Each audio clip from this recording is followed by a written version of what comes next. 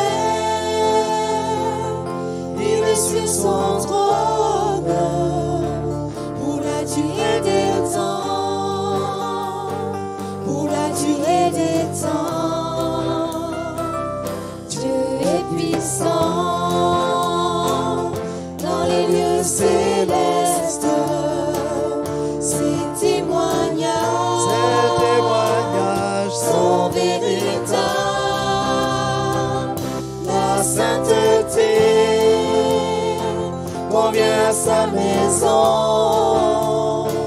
pour la durée des temps, pour la durée des temps. Puissance et force sont dans son temple, devant sa face, toutes les splendeurs.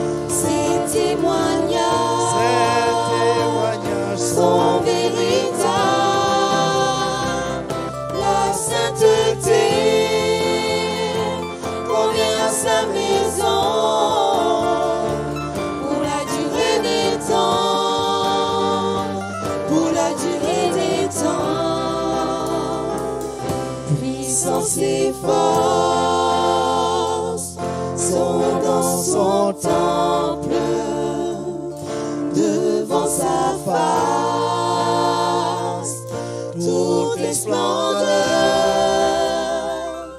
Famille des peurs, rendez-lui gloire.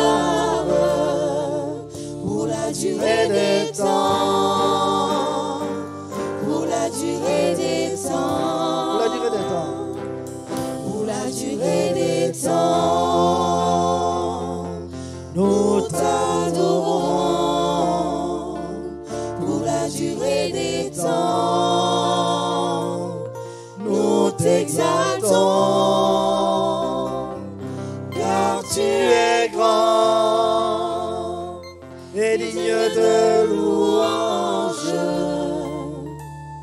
éternel, tu as fait les cieux.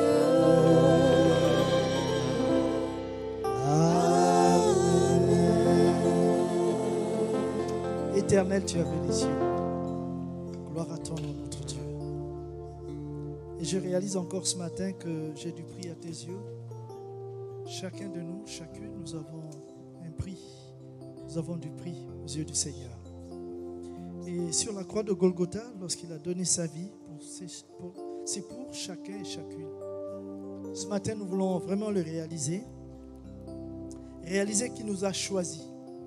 Il nous a choisis pour le servir. Il nous a choisis pour témoigner. Tu m'as choisi, je t'ai reçu, Seigneur. Gloire à ton nom. Tu m'as choisi.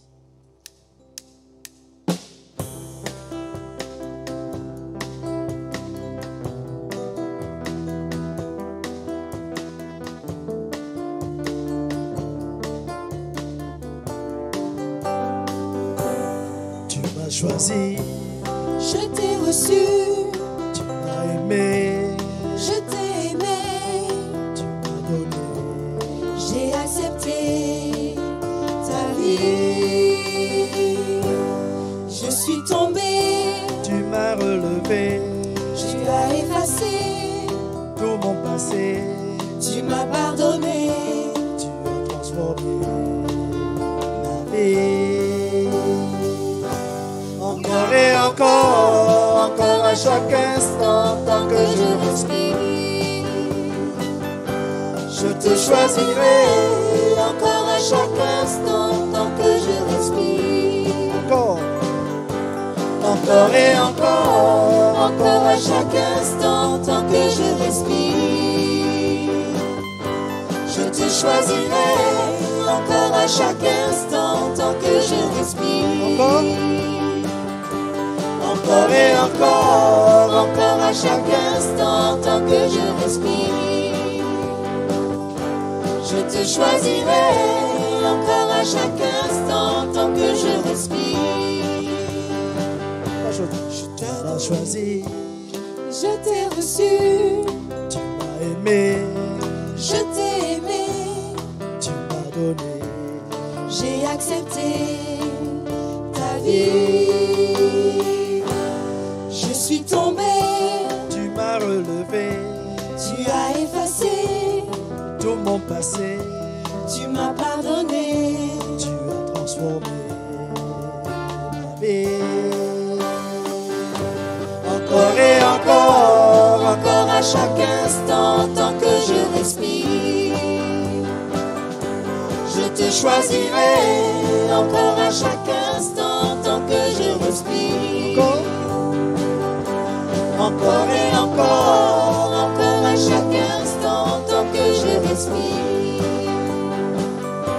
Je te choisirai encore à chaque instant tant que je respire. Encore et encore à chaque instant tant que je respire.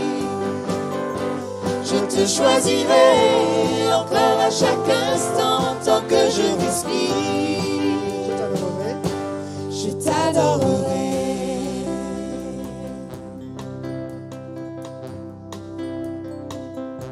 Je t'adorerai. Gloire à Dieu. Nous voulons l'adorer encore ce matin. Il nous a choisis. Nous sommes ses témoins. Gloire à son nom. Il a effacé notre passé. Si nous avions l'occasion de témoigner, chacune aurait tellement de choses à dire. Ce que Dieu a effacé. Maintenant, nous sommes de nouvelles créatures. Amen. Voilà. Et nous sommes dans la joie, dans la paix du Seigneur. Il nous aime, notre Dieu. Gloire à ton nom, Jésus. Il m'aime, il m'attend. Donnez. Je choisis de suivre celui qui me fait vivre. Il m'aime, il m'a tant donné. Je choisis de suivre celui qui me fait vivre. Je ne reste pas seul dans la nuit. Je prends sa main et marche, jamais ne la relâche. Il m'aime, il m'a tant donné. Je choisis de suivre celui qui me fait vivre. Je ne reste pas seul dans la nuit. Je prends sa main et marche, jamais ne la relâche.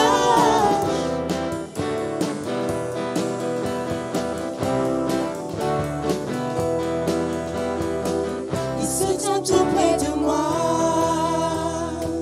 Quand je dis viens vivre en moi, prends ma vie entière, fais-moi vivre à ta lumière. Je ne sais plus où aller, il est là pour me guider, et dans mes misères, je connais le cœur du Père. Il m'aime, il m'a tant donné.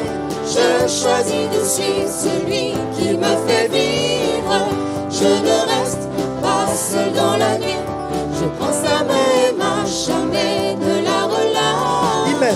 Il m'aime, il m'a tant donné. Je choisis de suivre celui qui me fait vivre. Je ne reste pas seul dans la nuit. Je prends sa main et marche, jamais ne la relâche.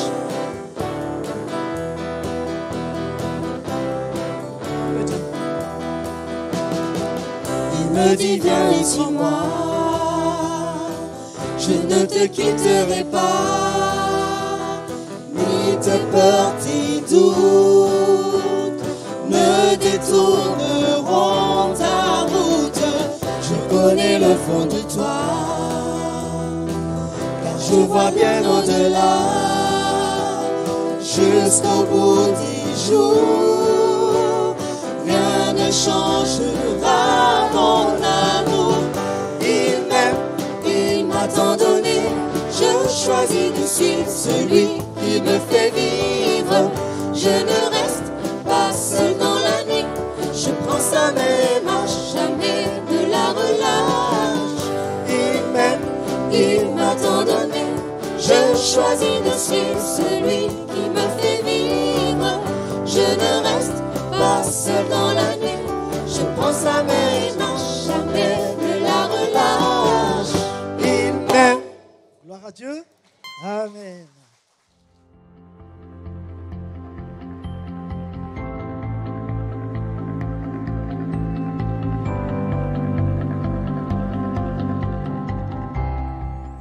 Bienvenue à tous. J'aimerais parler sur surmonter le découragement. Dans le psaume 13 au verset 1, au chef des chantres, psaume de David. Jusqu'à quand, Éternel, m'oublieras-tu sans cesse? Jusqu'à quand me cacheras-tu ta face? Jusqu'à quand aurai-je des soucis dans mon âme et chaque jour des chagrins dans mon cœur? Jusqu'à quand mon ennemi s'élèvera-t-il contre moi? Regarde, réponds-moi, Éternel mon Dieu. Donne à mes yeux la clarté, afin que je ne m'endorme pas du sommeil de la mort, afin que mon ennemi ne dise pas « Je l'ai vaincu » et que mes adversaires ne se réjouissent pas si je chancelle. Moi, j'ai confiance en ta bonté, j'ai de l'allégresse dans le cœur, à cause de ton salut, je chante à l'Éternel, car il m'a fait du bien. Amen. Nous passons tous par des moments de découragement dans la vie, qui que nous soyons, même si nous sommes chrétiens ou pas chrétiens. Il y a toujours des obstacles, il y a toujours des oppositions. Là, on prend l'exemple de David qui a écrit ce psaume 13. C'est un homme, d'abord un homme de foi, un homme qui connaît Dieu, un homme qui est proche du Seigneur, qui a été un conquérant, qui a combattu de nombreux ennemis et qui a été victorieux. C'est aussi un homme de prière.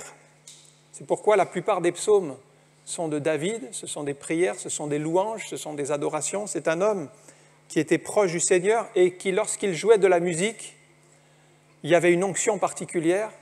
La Bible dit que lorsqu'il jouait de l'harpe devant le roi Saül, le mauvais esprit qui était sur Saül s'éloignait du roi. Et puis c'était un homme de l'esprit, puisqu'il avait été saisi par le Saint-Esprit lorsqu'il a été oint pour être roi. Et enfin, un homme selon le cœur de Dieu, donc beaucoup de qualités, beaucoup de bénédiction dans sa vie, et en même temps, il a connu des phases de profond découragement. Ce n'est pas le seul. Nous regardons dans la Bible ne cache pas les hauts et les bas des uns et des autres. Nous connaissons aussi l'histoire d'Élie, qui a connu des sommets avec Dieu et des victoires très importantes, mais suite à une parole de Jézabel qui va connaître un profond découragement jusqu'à demander la mort. Nous connaissons aussi cette femme qui s'appelait Anne, qui était bénie parce qu'elle avait pu se marier, mais voilà qu'elle ne pouvait pas avoir d'enfant. Et pour elle, c'était une source de découragement. Et chaque année, elle montait à Silo pour prier afin que Dieu lui accorde la grâce d'avoir un enfant. Mais elle n'avait toujours pas cet enfant, et les années passaient. Et puis l'autre femme d'Elkana, qui s'appelait Pénina, tourmentait constamment Anne en la rabaissant, en l'humiliant. Il y avait donc une souffrance, il y avait un découragement perpétuel. Et même le sacrificateur Élie, qui voyait Anne prier, pensait qu'elle était ivre, parce qu'elle priait de manière à répandre son cœur devant Dieu, d'une manière peut-être exubérante, et ça l'avait choquée, et il pensait qu'elle était ivre, or ce n'était pas vrai. Donc elle avait tout cela comme découragement. Et on voit que cette femme n'avait personne pour elle. Mais même s'il n'y a personne pour vous, en tout cas Dieu, il ne vous abandonne pas. Si Dieu est pour nous, dit la Bible, mais qui sera contre nous? Anne, elle n'avait que Dieu. Et l'année suivante, alors qu'elle priait là dans le temple, l'année suivante, elle a pu venir avec un bébé, et ce bébé, c'était Samuel. Donc ne pensez pas, ça n'arrive qu'aux autres et ça ne m'arrivera jamais. Moi, je suis chrétien, je ne serai jamais découragé. Nous sommes aussi des êtres humains, avec nos forces et nos faiblesses.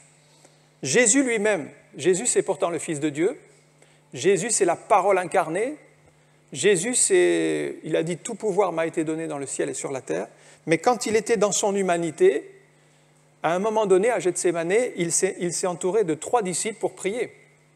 Et il a connu une phase de profond découragement, et il s'est mis à prier avec instance. Sa prière s'est transformée en grumeaux de sang, mais il avait le besoin du soutien dans la prière. Malheureusement, les 3 disciples n'ont même pas pu prier 1 heure avec lui, ils se sont endormis, leurs yeux étaient appesantis. Alors j'aimerais voir avec vous une première partie dans ce psaume, c'est les raisons du découragement, et David va les évoquer les unes après les autres, et j'en ai dénombré 5. La première, c'est au verset 2. Il a le sentiment d'être oublié de Dieu. Il a été oublié de Dieu. Jusqu'à quand, Éternel, m'oublieras-tu sans cesse? Alors je dis le sentiment parce que c'est une impression qu'il a dans son cœur, mais qui n'est pas la réalité. Nous avons parfois l'impression d'être abandonnés ou que Dieu ne s'intéresse plus à nous, mais c'est trompeur. Parce que Dieu ne nous abandonne jamais en réalité, il nous aime toujours. Mais nous, dans ce que nous vivons, peut-être si vous êtes malade et que vous priez et que d'autres sont guéris, mais vous n'êtes pas guéris, peut-être vous avez le sentiment d'être oublié de Dieu. Ou si vous êtes seul, vous voyez les autres se marier et vous n'êtes toujours pas marié, vous avez le sentiment aussi que Dieu vous a oublié.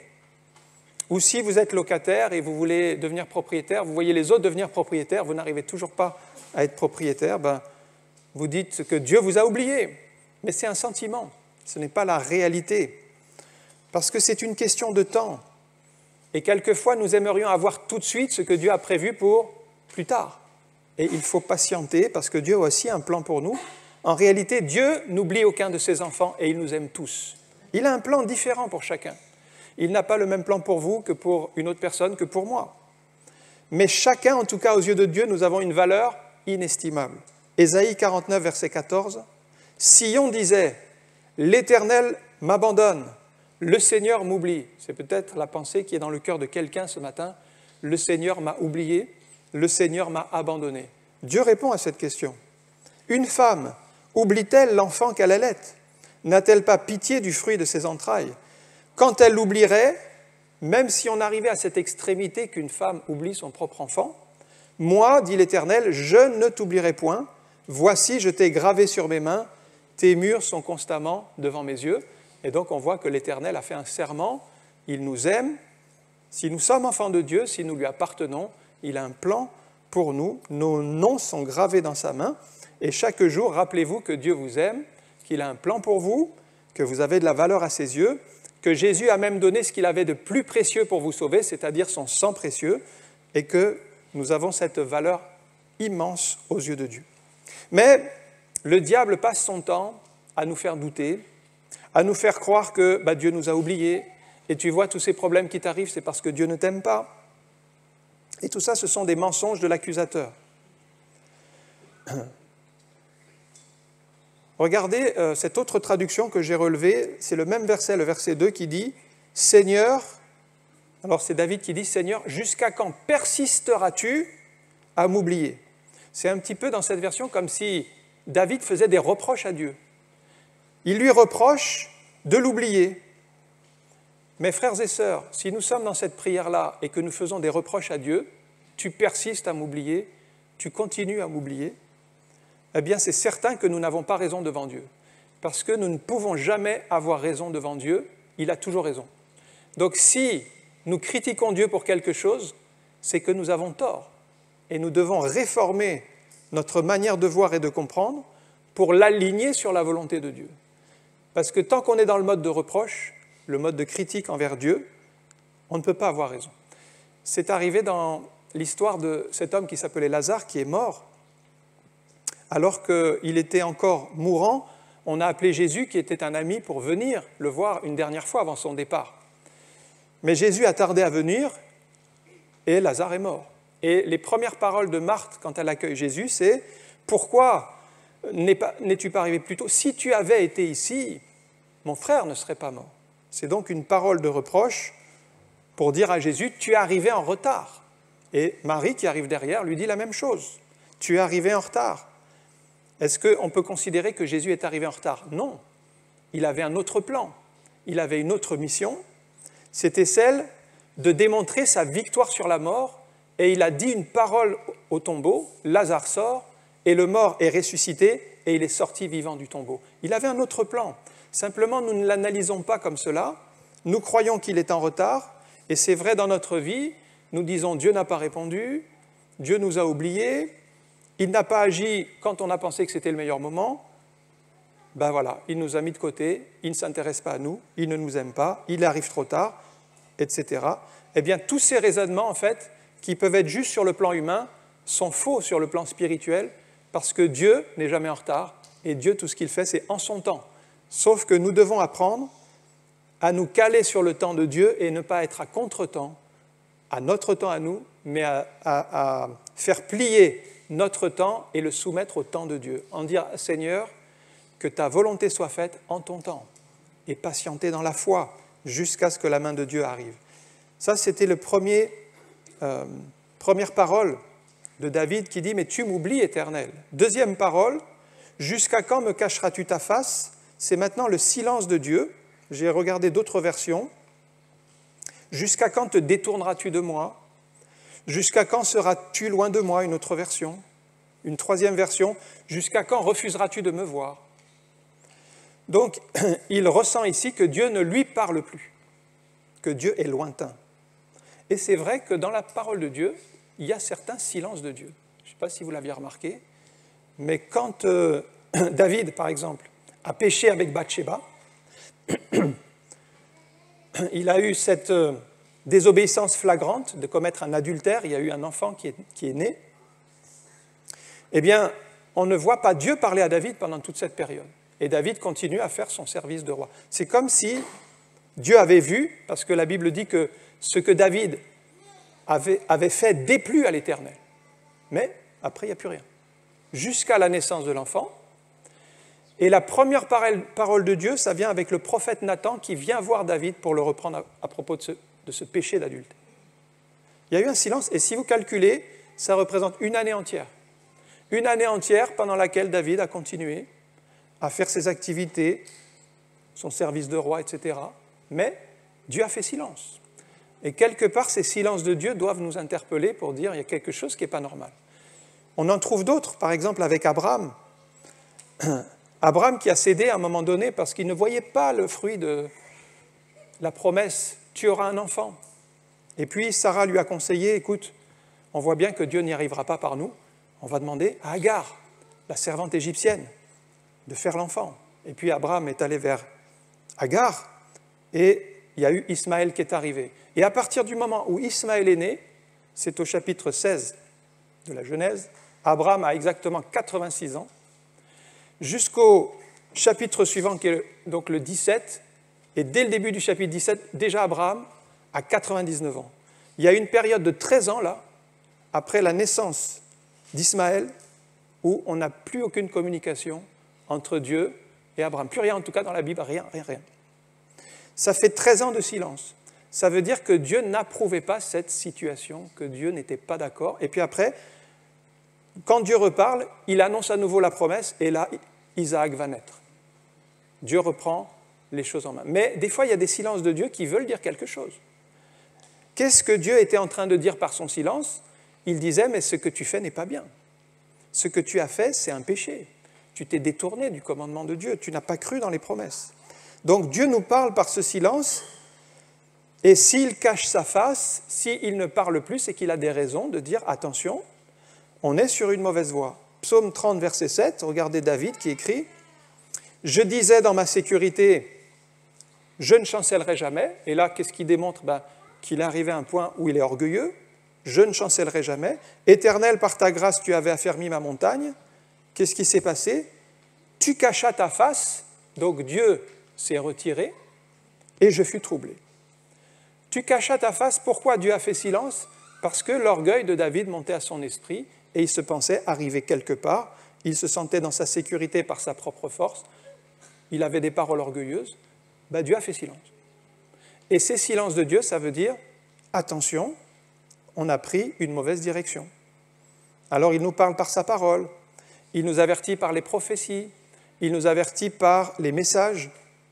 Mais si la personne s'entête, comme David ici, comme Abraham, comme nous aujourd'hui, eh bien Dieu fait silence. Et ce silence, c'est un appel à la repentance pour dire si Dieu ne nous parle plus, c'est qu'il y a quelque chose à changer. Ne négligeons pas les silences de Dieu, mais remettons-nous en question quand Dieu fait silence. Ça, c'est le deuxième élément de sa prière. Le troisième, c'est au verset 3. Après le silence de Dieu, c'est les soucis dans son âme. C'est une troisième raison pour laquelle David est découragé. Au verset 3, « Jusqu'à quand aurais-je des soucis dans mon âme ?» Les soucis, nous savons que c'est dévastateur. Un chrétien qui se fait beaucoup de soucis, en fait, il entretient des mauvaises herbes dans son cœur, comme des mauvaises herbes dans son cœur. Et Jésus nous avertit que les soucis étouffent la parole de Dieu. C'est quelque chose de puissant, les soucis. Donc, si vous entretenez des soucis dans votre cœur, en même temps que vous écoutez la parole, ces soucis vont étouffer la parole dans votre cœur, de sorte qu'elle ne produira pas de fruits. Il le dit dans la parabole des terrains. Il y a une partie qui va tomber au milieu des ronces, des épines, et c'est l'image des soucis qui vont empêcher la parole de produire du fruit dans la vie de cette personne. Mais les soucis, Jésus dit aussi que ça nous rend le cœur lourd. De ceux qui s'apesantissent par les soucis de la vie. Il y a beaucoup de soucis qui vont vous rendre lourd, c'est-à-dire vous n'aurez plus envie d'avancer. Jésus dit aussi que même si vous faites du souci, ça ne changera jamais votre situation. Il dit, qui de vous, par ses inquiétudes, peut ajouter ne serait-ce qu'une coudée à la longueur de sa vie? Alors vous pouvez vous faire du souci, mais vous n'améliorez pas votre situation et vous allez peut-être même réduire votre espérance de vie. Et puis on a un proverbe qui dit que l'inquiétude dans le cœur de l'homme l'abat, mais une bonne parole le réjouit. Donc les soucis nous abattent aussi, nous découragent. Alors si vous ne faites rien, qu'est-ce qui va se passer? Les soucis, nous en avons tous. On en a tous pour 1001 raisons, 1001 soucis. En fait, ils viennent tout le temps. Et donc, si nous ne faisons rien, ils vont se multiplier, ils vont se développer, ils vont remplir notre cœur et nous dévaster entièrement. Les soucis sont puissants, les soucis se multiplient, les soucis, c'est une mauvaise herbe qui se répand dans notre cœur et fait du mal. Pour vous montrer la puissance des soucis, je prends cette histoire vraie qui est arrivée en 1770. L'Angleterre a pris possession de l'Australie. Comme l'Australie avait vécu en dehors du reste du monde pendant toutes ces années, des milliers d'années, eh bien en fait, des végétations étaient différentes, des animaux étaient différents. Il y avait vraiment quelque chose à part en Australie par rapport au reste du monde.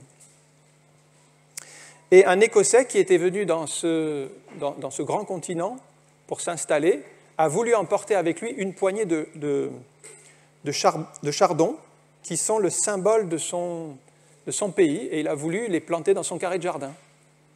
Eh bien, ces chardons, en quelques dizaines d'années, se sont répandus sur toute la surface de l'Australie. C'est une mauvaise herbe qui a proliféré et qui a rempli le continent. Pourtant, ce continent, il n'y avait aucun chardon à l'origine. Eh bien, une mauvaise herbe a fait le travail de multiplication et ça remplit un continent. Vous comprenez, quelques petits soucis, vous les plantez dans votre cœur, ils vont se répandre dans votre vie et ils vont faire des dégâts importants. Alors, nous sommes responsables des soucis que nous laissons entrer dans notre cœur. Et c'est pourquoi Pierre nous dit dans 1 Pierre, chapitre 5, verset 7, quand il y a des soucis qui viennent, il dit « Déchargez-vous sur lui, sur Jésus, de tous vos soucis. » C'est énorme ce verset. De tous vos soucis. Pourquoi des fois on en garde encore quelques-uns? Le Seigneur veut que nous nous déchargions de tous nos soucis sur lui, car lui-même prend soin de vous. Il y a une question de foi. Il y a une question maintenant de confiance en Dieu. On va se décharger sur Jésus et croire qu'il va prendre soin de nous. Mais quand vous avez des soucis, ne tombez pas dans le piège d'imaginer encore le pire. Quand on discute avec certaines personnes, on est découragé en discutant avec elles. Parce que non seulement elles se font des soucis pour aujourd'hui, mais elles se font encore des soucis pour ce qui pourrait arriver encore demain. Et ainsi, elles entretiennent une culture du souci. Et on imagine le pire. Évidemment, si vous imaginez le pire, ça amplifie encore le problème. Ça ne fait qu'augmenter la difficulté. Et si vous êtes anxieux, alors vous allez perdre le sommeil, l'appétit, alors que la Bible nous dit « mais déchargez-vous de tous vos soucis ». Et quelquefois, nous sommes trop chargés. Et c'est pourquoi nous sommes découragés et abattus. Ici, c'est le cas de David, rempli de soucis. Quatrième raison du découragement, il dit « jusqu'à quand aurai-je chaque jour des chagrins dans mon cœur ?» Les chagrins. Les chagrins, ce sont des peines qui sont parfois difficiles à surmonter parce qu'on nous a fait de la peine, on nous a fait du mal. Peut-être vous avez été rejeté dans votre enfance, on vous a mis de côté, vous êtes différent des autres et on ne vous a pas accepté et donc vous avez eu de la peine, souffrance. Ou c'est votre conjoint qui vous a quitté pour une autre et vous avez de la peine. Ou vous avez été méprisé, incompris dans votre travail, vous avez de la peine. Et toutes ces blessures génèrent des souffrances intérieures. En fait, il n'y a pas de médicament pour guérir des blessures du cœur. Mais la parole de Dieu est là pour nous encourager, pour nous fortifier. Et ces blessures-là, elles sont normales, elles font partie de la vie. On passe tous par la tristesse, c'est normal, parce que Dieu nous a créés avec cette sensibilité, un cœur. Un cœur, c'est à la fois un avantage parce qu'on peut avoir des émotions, comme l'amour, la joie, et vivre de grandes et belles choses. Mais en même temps, un cœur, c'est source de souffrance et de faiblesse. Et on connaît aussi la tristesse, l'abandon, le rejet. Donc ce cœur qui est brisé, eh bien nous pouvons l'apporter au Seigneur pour qu'il le guérisse. Parce que nous n'avons pas le moyen de guérir notre cœur brisé. Un chrétien qui entretient les blessures du cœur, qui ne les dépose pas au Seigneur, il va devenir mélancolique. Il va se plaindre auprès de Dieu, il va se plaindre des autres, il va se plaindre auprès de Dieu, mais il a besoin de donner son cœur au Seigneur pour qu'il soit guéri. Et c'est la Bible qui le dit au psaume 147, verset 3. Il n'y a pas 36 solutions pour être guéri des blessures du cœur, c'est Dieu. Il guérit, c'est Dieu, ceux qui ont le cœur brisé. Il n'y a que Dieu qui peut le faire. Bon, il y a des amis qui pourront peut-être vous écouter, vous accompagner, vous assister, mais pour la guérison, c'est Dieu. Il pense vos blessures. C'est vrai que votre mari, votre épouse pourra vous écouter, peut-être vous consoler, mais pour guérir votre cœur brisé, c'est Dieu. Peut-être votre meilleur ami pourra vous écouter, passer du temps avec vous, mais celui qui va guérir, c'est Dieu. Et merci Seigneur pour les proches, merci Seigneur pour les frères et sœurs, pour les conjoints. Mais à un moment donné, c'est Dieu qui va poser sa main puissante pour guérir votre cœur brisé. Faites-lui confiance. Donc David avait son cœur brisé. Et puis la cinquième raison de découragement, il y avait des ennemis qui s'élevaient constamment contre lui. Et l'opposition de l'ennemi, elle est là. Pour lui, c'était les Philistins. Alors nous, pour nous, ce sont des ennemis invisibles. Ce sont le diable et les mauvais esprits. En fait, tout ce que nous voyons dans l'Ancien Testament, qui sont les Philistins, qui sont les ennemis du peuple de Dieu, nous devons l'appliquer spirituellement aujourd'hui comme des ennemis spirituels. Et donc nos ennemis, constamment, nous attaquent. Parce que le diable, il ne prend jamais de vacances. 7 jours sur 7, il est à l'ouvrage et il essaye de nous tenter, de nous décourager. Il s'oppose à nous. Il fait tout pour nous abattre. Donc la pression, elle est là. Et David ressent dans son cœur le sentiment que ses ennemis sont toujours là. Et puis quand il a remporté des victoires, il y a à nouveau des ennemis. Il remporte une nouvelle victoire, il y a à nouveau des ennemis. Et c'est un facteur un peu décourageant parce que vous voyez toujours des ennemis se dresser contre vous. Et c'est ça le combat spirituel. C'est que dès le moment que vous avez donné votre vie au Seigneur, vous entrez dans un combat spirituel. Et ce combat, il ne cessera pas jusqu'à votre mort. On est environné d'ennemis invisibles et nous devons combattre ces ennemis invisibles. Et ça va se passer dans la pensée souvent, parce qu'il y a un grand combat dans nos pensées. Et c'est pourquoi il nous faut entretenir des pensées saines et des pensées de victoire et de foi. Rejeter les pensées de doute et négatives. J'ai pensé à ce texte d'Hébreux, chapitre 12, verset 1. Souvent, nous avons des pensées de défaitisme, des pensées d'abattement, des idées noires. Eh bien, que dit Hébreux 12, 1 ? Nous aussi, puisque nous sommes environnés d'une si grande nuée de témoins, rejetons tout fardeau.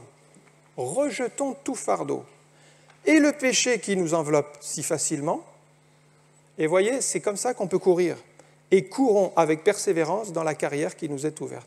Mais rejeter tout fardeau, ça veut dire non. Je ne veux pas laisser ces mauvaises pensées de découragement, ces pensées de doute, ces pensées, ces idées noires envahir mon âme. Je les rejette et je n'en veux plus dans ma vie. Et à un moment donné, il faut prendre des positions pour rejeter les mauvaises pensées. Aussi, louer le Seigneur. On sait que David avait trouvé cette clé dans la louange, l'adoration. La Bible dit « Rendez grâce en toutes choses, car c'est à votre égard la volonté de Dieu en Jésus-Christ. » Rendez grâce. Et puis, entretenir notre esprit par les promesses de Dieu. Donc, en fait, comme pour David, vous êtes peut-être confrontés à des combats spirituels, mais ces combats ne cesseront jamais parce que même si vous remportez des victoires, eh bien, d'autres combats surgiront. Ce qu'il nous faut apprendre, c'est à tenir dans la durée. Et pour tenir dans la durée, eh bien, il faut que notre mental soit fortifié par la grâce de Dieu. Parce que les combats ne diminueront pas, mais notre mental peut se fortifier, de sorte que vous allez confronter l'opposition avec plus de facilité. Dieu dit ceci à Ézéchiel, « J'endurcirai ton front pour que tu t'opposes à leur front. » Qu'est-ce qui se passait ? Ézéchiel avait un message de la part de Dieu à dire au peuple. Mais c'était un message difficile, et donc il était dans un combat spirituel. Eh bien, Dieu lui dit, moi j'endurcirai ton front. Je te donnerai un mental assez fort pour que tu puisses résister à leurs accusations, à leurs attaques, aux méchantes paroles qu'ils vont te dire. En tout cas, ces paroles-là ne diminueront pas, mais toi, je t'endurcirai le front pour que tu puisses les confronter. Eh bien, frères et sœurs, nous avons besoin aussi, nous, comme Ézéchiel, d'avoir un front fortifié, c'est-à-dire un mental renouvelé avec les promesses de Dieu pour être plus fort dans le combat. Et comme ça, on va pouvoir résister au diable et on va pouvoir résister dans les mauvais jours. Ça, c'était le dernier élément de découragement qu'on a vu. Donc, dans cette première partie, il n'y a pas moins que 5 raisons d'être découragé pour David. Mais, au verset 4, le psaume tourne. Le psaume tourne par la prière. Verset 4, « Regarde, réponds-moi, Éternel, mon Dieu. Donne à mes yeux la clarté, afin que je ne m'endorme pas du sommeil de la mort. » Là, il commence à faire monter vers Dieu une prière, et là, c'est la clé. Pourquoi ? Parce que pour nous qui sommes chrétiens, la prière, c'est une force dans les combats. La prière va nous donner des solutions. La prière va nous permettre de relever la tête. La prière va nous ouvrir la voie du succès. Allons dans le lieu secret et cherchons la face de Dieu. Matthieu 6, 6, « Mais quand tu pries, entre dans ta chambre. » C'est Jésus qui parle. « Et là, ferme ta porte. » Ça veut dire, Mets-toi à part des bruits de ce monde. Déconnecte-toi avec les choses de cette terre. Concentre-toi sur Dieu. Et là, prie ton Père qui est dans le lieu secret. Et ton Père qui voit dans le secret te le rendra. Il y a un lieu secret à trouver. C'est au pied du Seigneur. David a compris cela. Il dit, voilà, j'ai au moins 5 bonnes raisons de me faire des soucis. Mais je viens dans le lieu secret. Je viens prier mon Dieu pour qu'il ouvre des bonnes bénédictions en ma faveur. Alors quand le découragement frappe à la porte de votre cœur, eh bien venez dans la prière, venez chercher la face de Dieu, venez à ses pieds, il est le Tout-Puissant, et vous allez voir que la prière, c'est un moyen de recharger vos batteries. La plupart, on a des téléphones portables avec une batterie dedans. Et au bout d'un moment, si vous ne faites rien, la batterie se décharge. Il arrive même un moment, si vous ne faites rien, il n'y a plus du tout de téléphone, il s'arrête complètement. Et donc, le seul moyen, c'est de recharger la batterie régulièrement pour que ce téléphone soit opérationnel. Bien, la prière, c'est un petit peu comme si vous alliez charger vos batteries spirituelles pour être renouvelées, pour être vivifiées.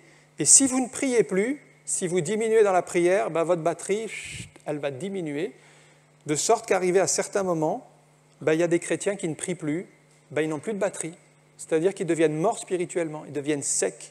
Il n'y a plus de vie spirituelle.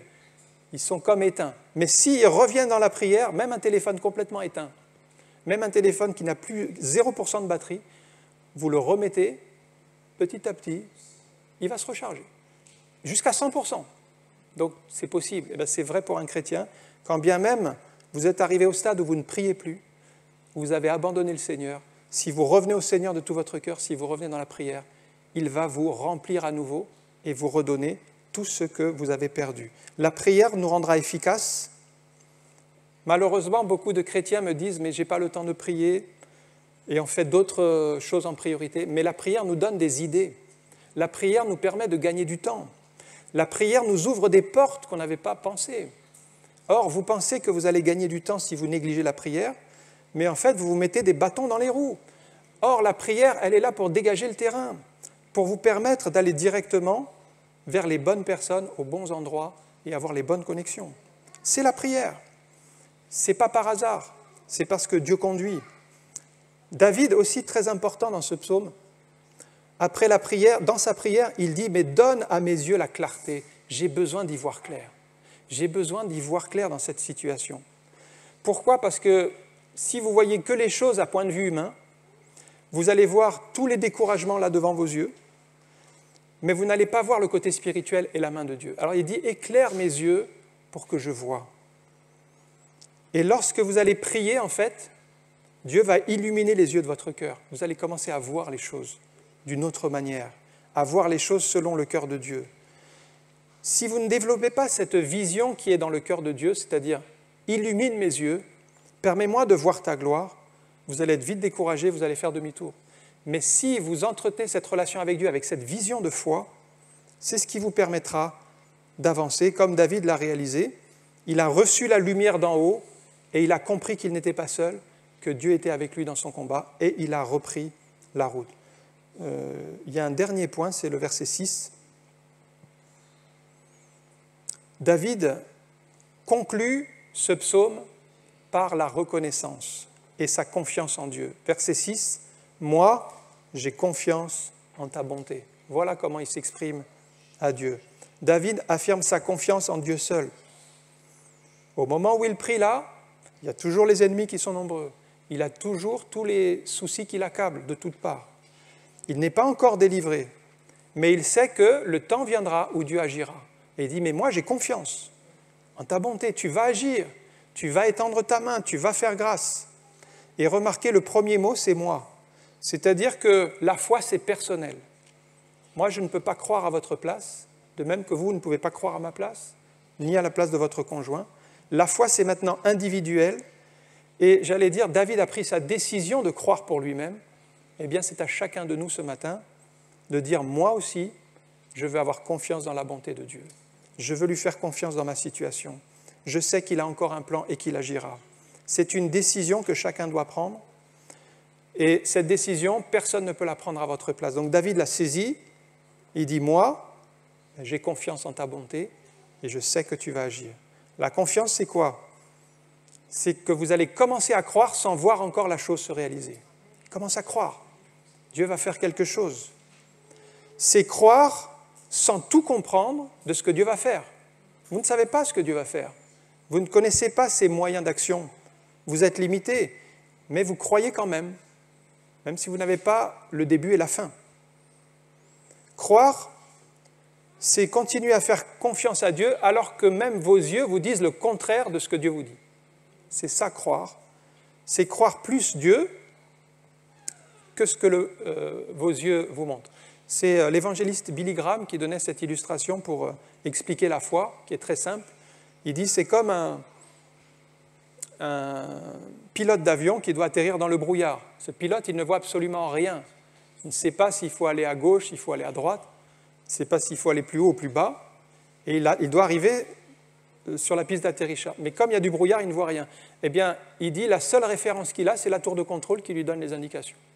Et s'il écoute et il fait confiance à la tour de contrôle, qui lui donne les bonnes indications, il va atterrir en sécurité. Mais si maintenant il se fie à ses yeux et qu'il se dit « je vais essayer par moi-même », il est là dans son brouillard, eh bien il va à l'accident. Donc à un moment donné, il faut faire confiance à quelqu'un d'autre. Ici, c'est la tour de contrôle, et pour nous chrétiens, eh bien c'est faire confiance à Dieu qui est la tour de contrôle spirituelle, qui nous envoie les informations et qui nous donne les moyens d'en sortir. David donc peut louer Dieu en disant « moi j'ai de l'allégresse dans le cœur à cause de ton salut ». Il a retrouvé la joie, il aurait pu se plaindre, il aurait pu gémir, il aurait pu critiquer Dieu parce qu'il n'agit pas, parce qu'il l'a abandonné. Et c'est vrai que parfois on est dans le mode des plaintes et des lamentations devant Dieu, mais si on en est là, on n'avancera pas. Alors que Dieu nous aide, guérisse notre cœur, illumine les yeux de notre cœur pour que nous puissions voir et ainsi avancer dans le chemin de Dieu. Ça, c'est un choix à faire. J'ai de l'allégresse dans le cœur, c'est-à-dire la joie est retrouvée. Pourquoi il est dans la joie ? Bon, la situation elle est toujours difficile en fait. Il a toujours les ennemis qui sont là autour de lui. Mais il dit, je me réjouis en toi à cause de mon salut. Tu m'as sauvé. Et ça doit être une source de joie pour nous. Même si on est dans les difficultés, on peut toujours se réjouir de ce qu'un jour Dieu nous a tendu la main et il nous a arrachés au péché et il nous a sauvés. C'est une source de joie. Pourquoi vouloir rester triste ? Nous avons des sources de joie. Psaume 9, verset 3, David dit « Je ferai de toi, de Dieu, le sujet de ma joie et de mon allégresse. Je chanterai ton nom, Dieu très haut. » Réjouissons-nous dans le Seigneur, frères et sœurs. Ne restons pas sur un échec, ne restons pas sur une souffrance ou une difficulté, peut-être un découragement dans lequel on peut passer, mais apprenons à nous réjouir dans le Seigneur pour le salut, rien que le salut qu'il nous a donné. Vous voyez, on a déjà au moins une raison de se réjouir, c'est au moins il nous a sauvés, il nous a fait grâce et je peux me réjouir et le bénir. On va prier quelques instants. Peut-être vous êtes confrontés à cette situation de découragement comme David. Les obstacles sont nombreux, des ennemis se dressent autour de vous, vous n'avez aucune visibilité sur les mois à venir, sur les années à venir, vous êtes inquiet, vous êtes découragé. On a vu que David a connu au moins 5 raisons d'être découragé. Le sentiment d'être oublié. Deuxièmement, les silences de Dieu. Troisièmement, les soucis dans son âme.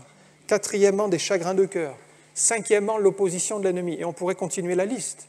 Nos occasions d'être découragés sont nombreuses. Mais il a trouvé le moyen, dans la prière, de recharger ses batteries spirituelles, de retrouver la communion avec Dieu, de se réjouir de ce que Dieu est son sauveur, de ce que Dieu a toujours raison. Et frères et sœurs, il faut arriver à un stade où nous pouvons dire « Dieu, tu as toujours raison ». Si je commence à critiquer Dieu parce qu'il n'a pas agi comme il fallait, il n'a pas fait ce que je lui avais demandé, il n'a pas ouvert la porte que j'espérais, etc., bien c'est que nous n'avons pas compris parce que Dieu, lui, il a toujours raison. C'est à nous de nous aligner sur le plan de Dieu. Alors, regagnons la confiance. Comme David dit, « Moi, j'ai confiance en ta bonté. Je veux déclarer ma foi dans le Seigneur. » Merci pour ta parole. Merci, Seigneur, pour cet exemple de David qui ne s'est pas laissé happer par le découragement environnant, par toutes les raisons qu'il avait, peut-être de lâcher ta main, de s'enfuir loin de ta présence.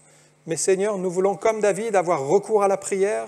Nous voulons venir dans ce lieu secret où Jésus nous dit que le Père est là et qu'il nous fortifie, il recharge nos batteries spirituelles, il nous donne cette force spirituelle, il nous donne un front plus dur pour confronter les combats de l'adversité. Oui Seigneur, je te prie pour mon frère, ma sœur qui passent par des moments de soucis, de difficultés, d'opposition, pour que tu les fortifies, que tu les gardes dans ta main puissante et que tu confirmes encore ta parole dans leur vie.